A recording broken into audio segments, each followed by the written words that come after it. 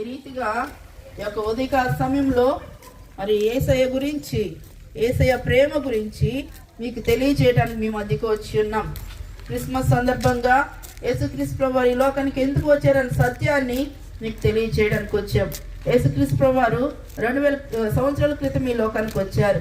ఎందుకు వచ్చారు అంటే మానవుని పాపాలని క్షమించడానికి, మానవుల్ని పాప విముక్తి కలిగించడానికి యేసుక్రీస్తు ప్రభువారు ఈ లోకానికి వచ్చాడు. ఎందుకంటే జన్మతోనే ప్రతి మానవుడు కూడా పాపి అని అన్ని రకాల గ్రంథాలు సెలవిస్తూ వస్తున్నాయి.